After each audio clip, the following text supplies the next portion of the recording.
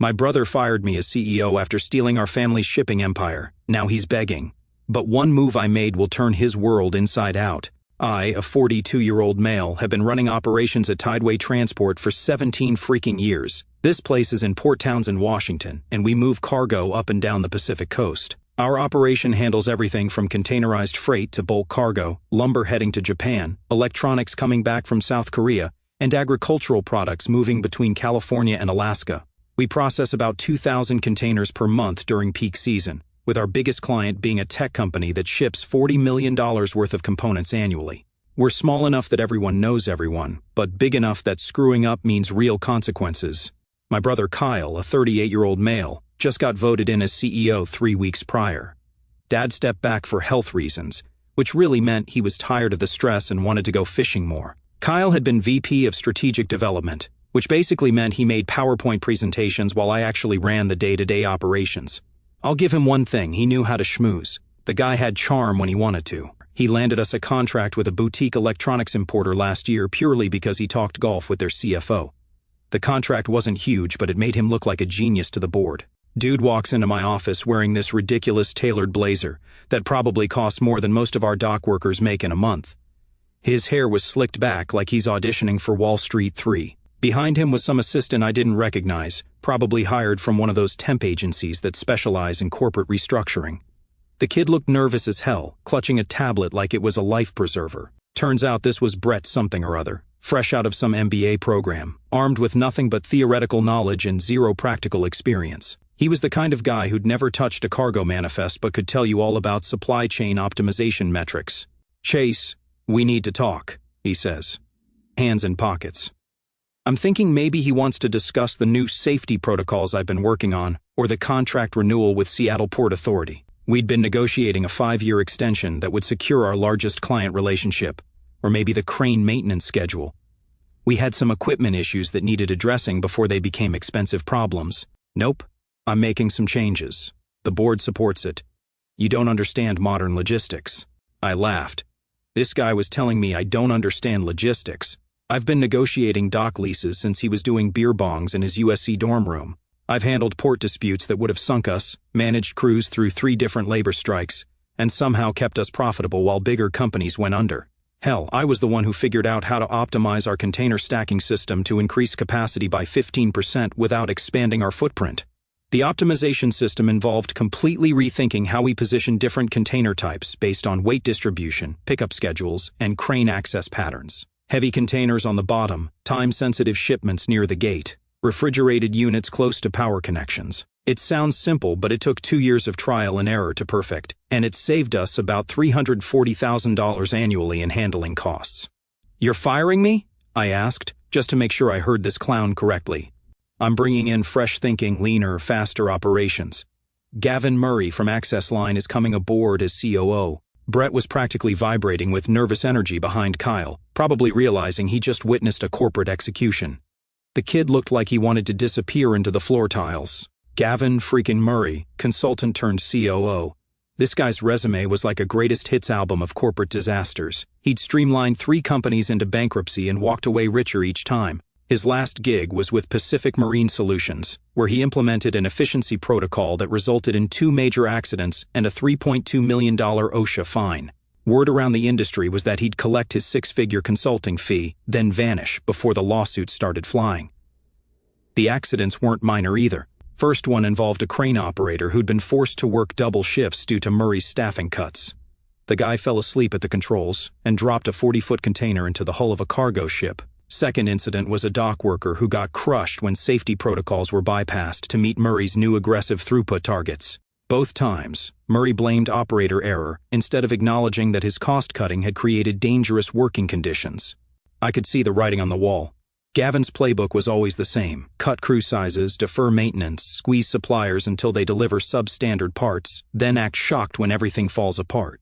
I grabbed the only thing I wanted from that office: an old black and white photo of our grandfather standing next to the original crane at our first dock. Grandpa built this whole thing from nothing back in the 60s with 2 trucks and a handshake deal for dock space. "You have no idea what you just did," I told Kyle on my way out. "Don't make this harder than it has to be," he replied. Funny thing is, 5 years back, when we were tight on cash, I started putting some of my own money into long-term fallback options. I made a few investments quietly that would give me leverage if things ever went sideways. Let's just say I wasn't spending my end-of-year bonuses on new trucks or office espresso machines. The assistant followed me out like he was escorting a security risk. Walking to my car, I looked back at the terminal across the water. Those gray cranes were standing like giant metal dinosaurs against the bay. Kyle could play CEO all he wanted. He could bring in his fancy consultants and restructure whatever made him feel important. But here's the thing he forgot. I owned the ground those cranes were standing on. Next morning, I'm sitting on my porch with coffee, watching freighters crawl across the sound like lazy whales. It was the first time in 17 years I hadn't opened my laptop by 6:30 a.m. It felt weird as hell. The silence was kind of unsettling. No emergency calls about delayed shipments, no weather alerts affecting our scheduled arrivals, no crew scheduling headaches. For nearly 2 decades, my phone had been my leash to that place. Now, it just sat there quiet. My phone starts buzzing. Text from Leah, one of our port supervisors, new guy already cutting corners. Dock team says safety protocols are being reevaluated. You okay? Reevaluated. Corporate speak for we're going to ignore expensive safety stuff until someone gets hurt, then act surprised. I'd spent 3 years developing those protocols after a longshoreman nearly lost his leg when a container shifted during a storm. Every procedure was written in someone's blood, metaphorically speaking. Another text came in from Samuel, our lead crane operator. Murray says daily equipment checks are redundant, wants us to move to weekly inspections. This guy's going to get someone killed. Samuel had been running cranes for 20 years. If he said something was dangerous, you listened. These weren't pencil-pushing concerns. Crane failures don't just cost money, they cost lives. The daily checks caught everything from hydraulic fluid leaks to worn cable strands, small problems that became catastrophic if ignored. More texts kept coming throughout the morning. Danny from the night shift reported that Murray had eliminated the security guard position, leaving the entire terminal unattended between midnight and 5 a.m. Sarah in dispatch mentioned that the new efficiency protocols eliminated buffer time between vessel arrivals, meaning any delay would cascade through the entire schedule. Dad shows up with pastries. He'd probably been awake since 4 a.m., worrying about what Kyle had done, but too proud to call and apologize directly. We sat there eating in silence, watching the water. A Coast Guard cutter was doing patrol runs near the shipping lanes, probably routine, but it reminded me that we operated in a heavily regulated industry where mistakes had consequences beyond just profit margins. You could have stopped it, I finally said. I didn't vote for it, he replied. But you didn't stop it either. I stepped back too far, he admitted after a long pause. It takes him forever to admit when he's wrong, but he eventually gets there. That's when I dropped the first hint about what was coming. The leases on docks 4 and 5 expire in 78 days. Dad's coffee mug stopped halfway to his mouth. They've been on rolling renewals for 10 years. Yeah, well, I bought that land 5 years ago personally through a shell company called Pacific Holdings LLC. Market rates have gone up 22% since then. You could practically hear the gears turning in his head. He's no dummy. He spent 40 years in this business. He knew exactly what this meant. Those 2 dock facilities handled about 60% of our container volume. Without them, Tideway would have to either pay through the nose or find alternative facilities that frankly didn't exist in our operational area. See, here's what Kyle didn't know. 5 years ago, when the original dock owner wanted to sell, the company couldn't afford to buy the land outright. We were cash poor after expanding our fleet and upgrading our container handling equipment. So I bought it myself as an investment, then leased it back to Tideway at cost. No markup, no profit, just helping keep the family business stable. That'll teach them. Then they shouldn't have fired their only structural support. The math was pretty simple. At legacy rates, we were paying $180,000 annually for those dock facilities. At current market rates, it would be closer to $320,000.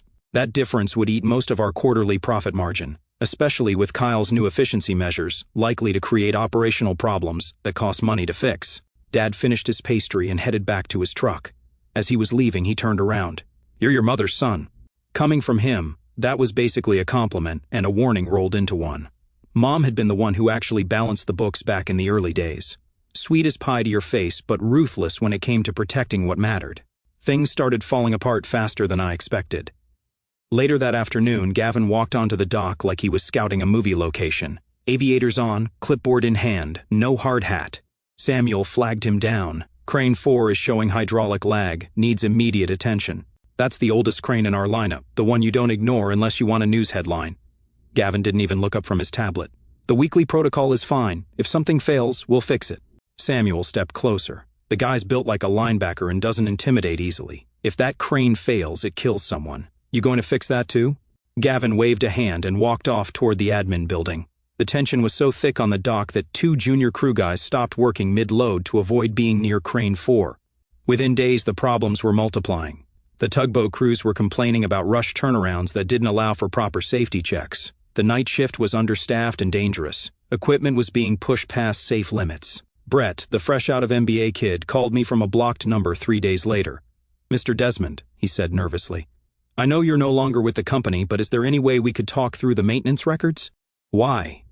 "Well, Mr. Murray says we should digitize everything, but none of the crew knows what the hell half these notes mean, and no one can find the rotation schedule for crane calibration." "Did Gavin cut the paper logs?" "Yes." "Then he can figure it out." Click.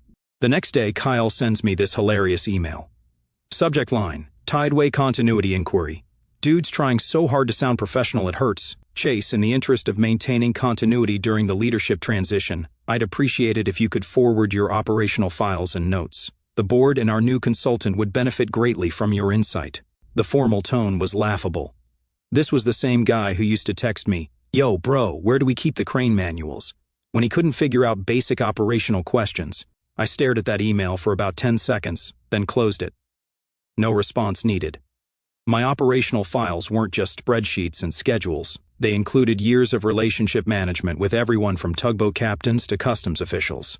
Like knowing that Captain Rodriguez from Pacific Towing preferred to receive vessel assignments via radio, rather than digital dispatch, or that the night shift customs inspector had a thing about proper paperwork sequencing that could delay clearance by hours if you got it wrong.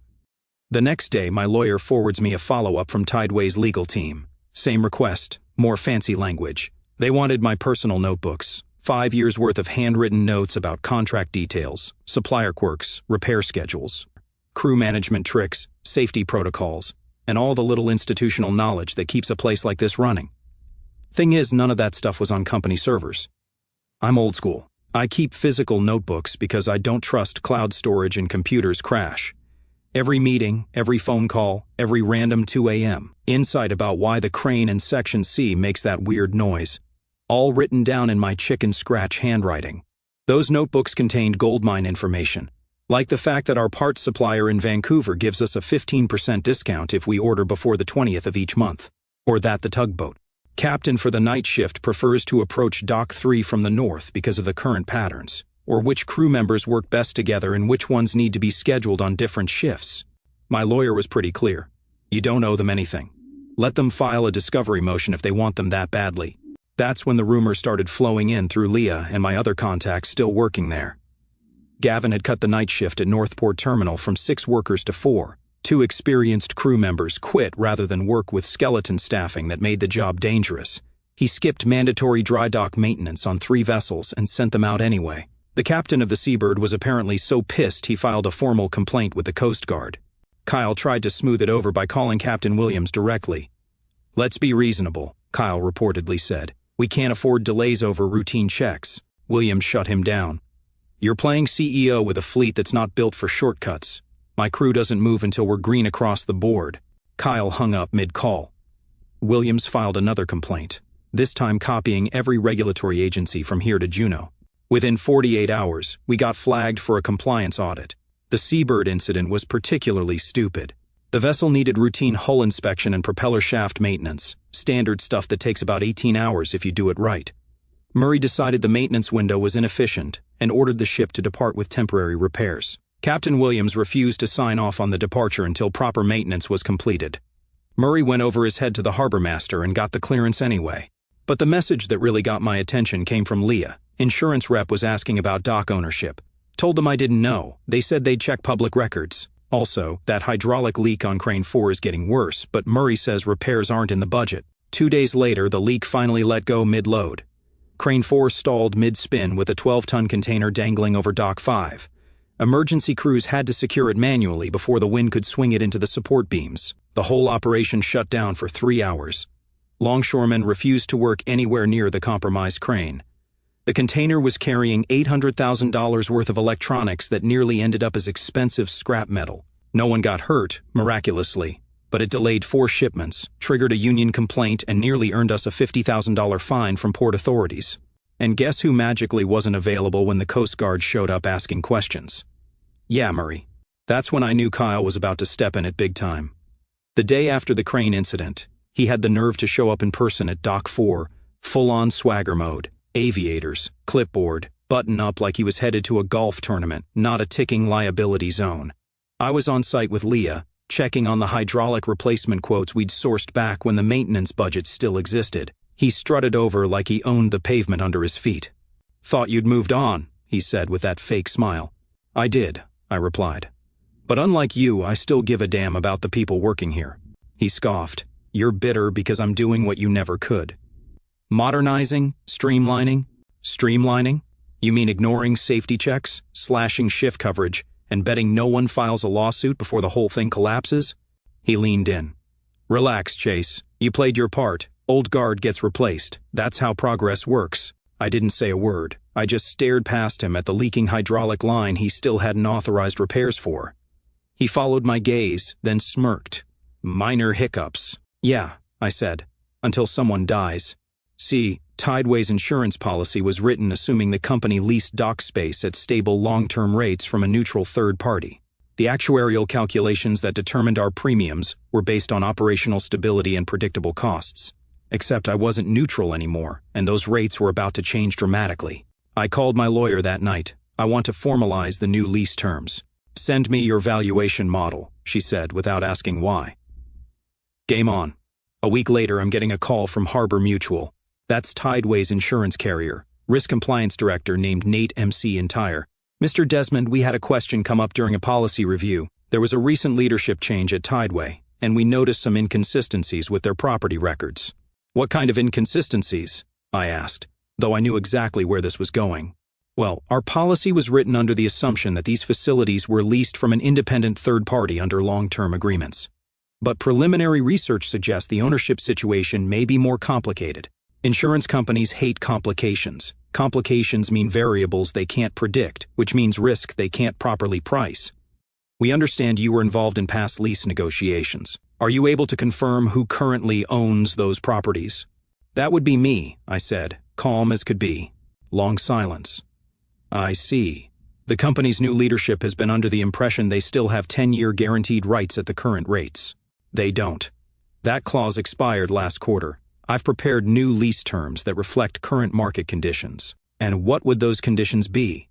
I gave him the numbers. $320,000 annually instead of $180,000, plus standard escalation clauses tied to local commercial real estate indices. But the real kicker was the performance bond requirement. $500,000 held in escrow to guarantee lease payments and cover potential property damage. MC Entire went quiet for a solid 10 seconds. I could practically hear him pulling up actuarial tables and recalculating risk models. In the insurance world, sudden cost increases and cash flow disruption are red flags the size of football fields. You could hear this guy's actuarial brain calculating risk assessments. If Tideway suddenly had to pay market rates for their primary dock facilities, their profit margins would go from tight to underwater real quick. And companies with cash flow problems have a tendency to cut corners on safety and maintenance, which means higher insurance payouts. I see. And have there been any other operational changes that might affect our risk assessment? This was my opening. You might want to look into their new maintenance scheduling protocols. I understand they've moved from daily equipment inspections to weekly. Another pause. In the marine cargo industry, equipment failure isn't just expensive, it's potentially deadly. Insurance companies really hate deadly. We'll definitely be conducting a comprehensive policy review. Thanks for your time, Mr. Desmond. After he hung up, I sat there thinking about Kyle in his corner office, probably making more PowerPoint slides about operational efficiency while the foundation of his empire was shifting under his feet. But that wasn't even the best part. My PI buddy Clint had been digging into some stuff for me, and what he found was absolutely beautiful. Kyle hadn't just fired me and brought in his incompetent consultant. He was running a side hustle. Turns out little brother had been filing development permits under a shell company called Oceanic Development. Permits for cargo terminals, rail spurs, and logistics infrastructure that perfectly mirrored the routes and systems I'd spent years building for Tideway. The permits showed a proposed facility in Bellingham that would directly compete with our northern routes. Container storage and rail connections that matched our operational model almost exactly. Even the proposed crane configurations were identical to our setup. Seattle to Anchorage, Kodiak Bay to Ensenada, the exact same shipping lanes, using the exact same operational strategies. Even the same terminology I'd coined for our seasonal scheduling protocols. Kyle wasn't just trying to push me out. He was planning to gut Tideway, let it fail, then swoop in with his innovative new company that was really just my playbook with his name on it. The permits showed everything: rail connections that matched our container flow patterns, dock configurations that copied our crane placement. Even employee break areas positioned exactly where I'd learned they worked best after years of trial and error. That's when this stopped being about family drama and became about something bigger. This was theft, plain and simple. And if there's one thing I learned from 17 years in logistics, it's that timing is everything. Time to flip the script. I started making some calls. First was Jeremy Talbot, one of Dad's old board members who'd stepped down right after Kyle's takeover. Jeremy's got 30 years in maritime logistics and a nose for BS that could smell Kyle's incompetence from 3 time zones away. Jeremy had been Dad's right-hand man during the expansion years, a solid guy who understood that sustainable growth meant reinvesting in infrastructure and people, not just squeezing margins until something broke. "Chase," he said when I called, "I've been hearing some disturbing things. Project rumors, lease panic, something about a shell company called Oceanic Development." "That would be Kyle," I confirmed. "And yes, he's trying to cannibalize Tideway and rebuild it under his own name." I didn't dump everything on Jeremy at once. Just enough to plant the seed, a few screenshots of permits, some quotes from Kyle's investor pitch deck where he'd literally copy-pasted my operational frameworks. Enough to make Jeremy start asking uncomfortable questions to his remaining contacts on the board. "Chase, if this is true, the liability implications alone." Jeremy trailed off, probably thinking about shareholder lawsuits and SEC inquiries. "It gets worse. He's cutting safety protocols and deferring maintenance to boost short-term numbers." Jeremy knew what that meant.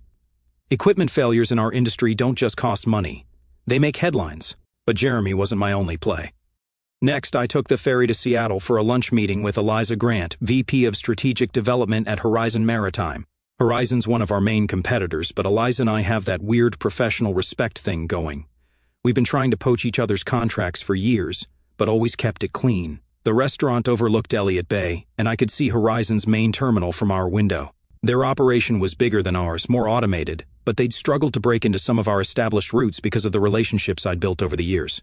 I laid out the whole situation over seafood and craft beer, the lease terms, Kyle's betrayal, his shell company scheme, and most importantly, the opportunity. "You want us to acquire Tideway's operational assets?" she asked. "I want you to acquire them before Kyle burns the whole thing down. You get a regional hub with established routes and experienced crews. I get stable lease revenue and the satisfaction of watching my idiot brother learn what happens when you mess with the wrong person." It was just the leadership that was rotten. Our container handling systems were actually more efficient than theirs in some ways, and our crew had experience with specialized cargo that would complement their existing operations. What about regulatory approval? A merger like this would trigger review. Not a merger, an asset acquisition.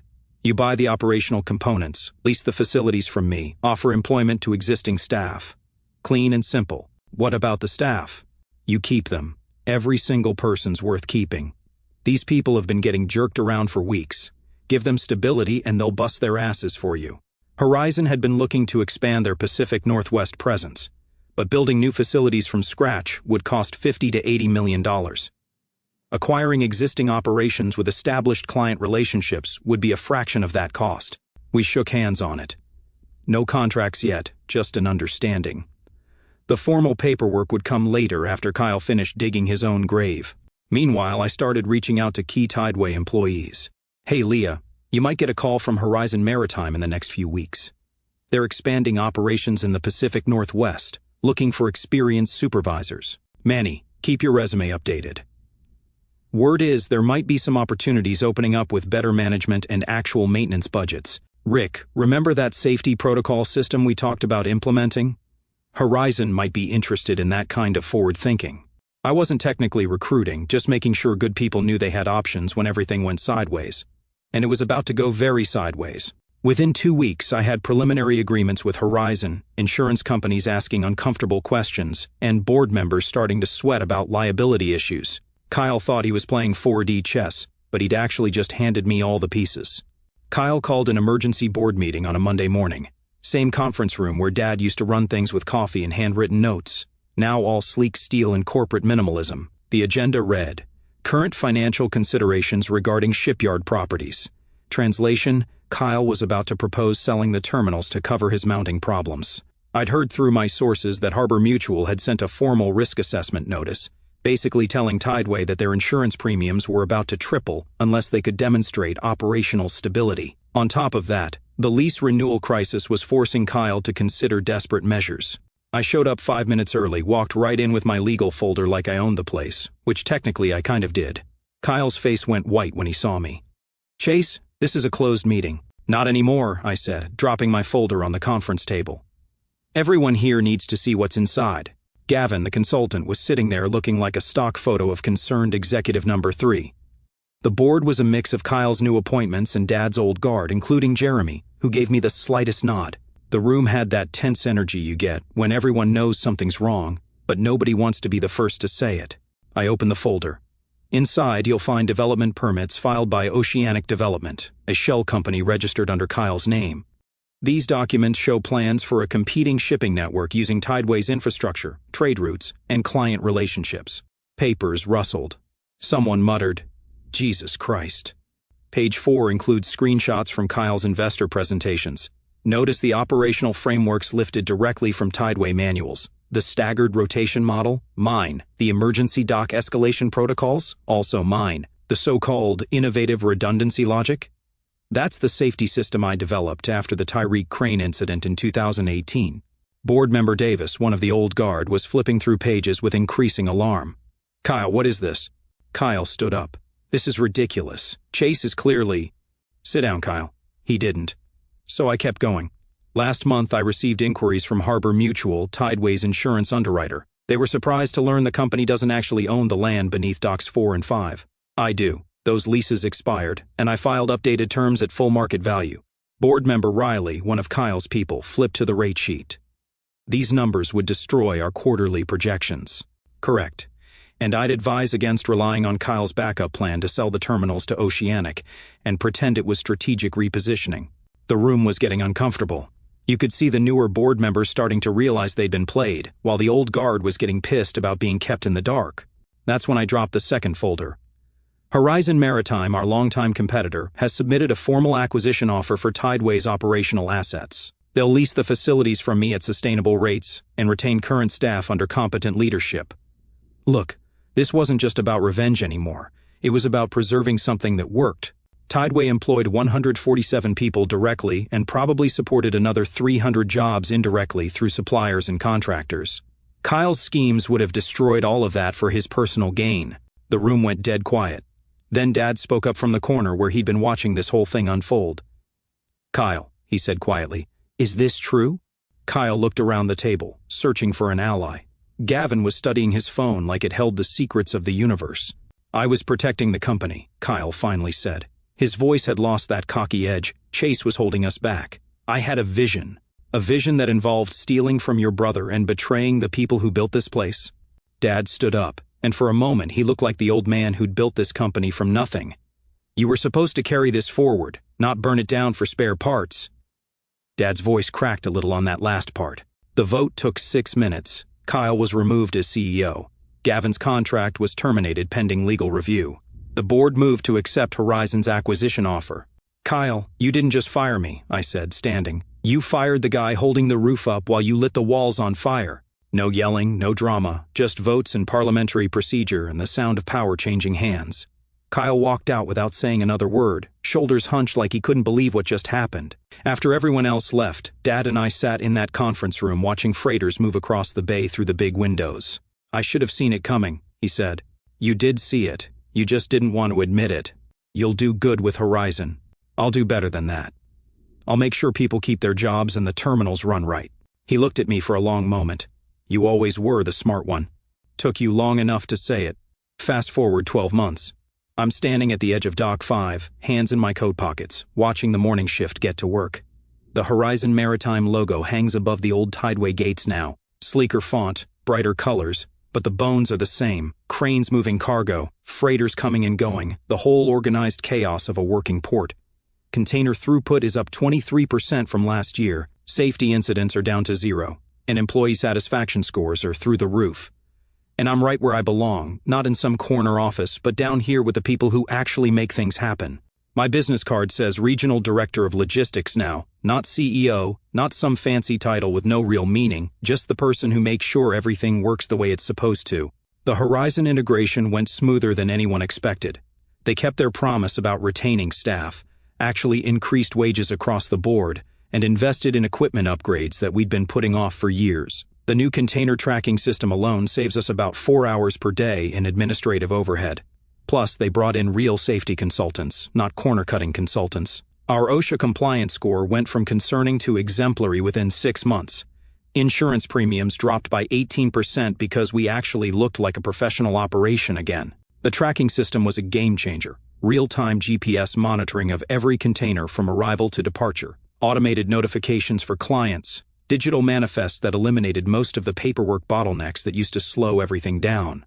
The installation took 3 weeks and cost about $280,000, but it paid for itself in efficiency gains within 6 months. I still do morning rounds with the crew. I still double-check safety logs with Leah, who got promoted to operations supervisor. I still slip Manny a cinnamon roll every Friday because the guy works his ass off keeping our equipment running like a Swiss watch. The best part, Crane 4's hydraulic system got completely rebuilt. No more leaks, no more grinding noises, no more wondering if today's the day it catastrophically fails and kills someone. Kyle's big venture, Oceanic Development, folded by October. Once word got out about his double dealing, investors ran for the hills. Permits got revoked. His shiny presentations became cautionary tales in maritime business schools. But here's the final nail in the coffin. One of his potential investors did due diligence and discovered that most of his proprietary systems were actually stolen from his previous employer. Legal discovery in the intellectual property lawsuit revealed emails where Kyle discussed copying Tideway operations piece by piece. The investor was from Portland, a guy named Wong, who'd made his money in tech logistics and was looking to diversify into traditional shipping. Wong's due diligence team was thorough, to put it mildly. They didn't just verify Kyle's business plan. They cross-referenced every operational detail against public records, talked to former employees, even ran credit checks on key personnel. When they found the stolen intellectual property, they didn't just walk away. They reported it to the relevant authorities. Last I heard, he was trying to rebrand himself as a logistics consultant. Good luck selling expertise when everyone in the industry knows you're the guy who nearly destroyed a profitable family business through incompetence and greed. The maritime industry is smaller than people think. Word travels fast when someone screws up this spectacularly. Kyle's name became shorthand for what not to do in logistics circles. I even saw his disaster as a case study in a Harvard Business Review article about family business succession failures. Dad and I talk regularly now, not about the past. We're both too stubborn to rehash ancient history, but about freight trends and how Horizon repainted the maintenance hangars without using those awful corporate colors that make everything look like a doctor's office. More importantly, I stayed connected with Kyle's kids. They didn't ask to be part of this mess, and family drama shouldn't punish innocent people. I brought them down to the docks last Christmas to show them the control tower. "Can you really see all the ships from here?" my nephew Alex whispered. "All the ones that matter," I told him. Standing here now, watching a container ship ease into port with deck crew bustling around like ants with a purpose, I feel something I haven't in years, peace. This isn't about a title. It never was. I don't need my name on a building or a photo in the boardroom. I've got my crew, my docks, and my system running smooth. Safety protocols back in place. Real upgrades happening. Wages up, morale high. Tommy still brings cookies on Fridays. Leah runs the ops floor like a machine. Manny's got a full crew, real parts, real budget. Rick doesn't have to sleep in the break room anymore. Kyle thought he could fire me and delete 2 decades of work. Instead, he deleted himself from an industry that doesn't forget. And I'm still here. Dang Hien, T4 quintillion, 187 quadrillion, 88 trillion, 298 billion, 894,655,112,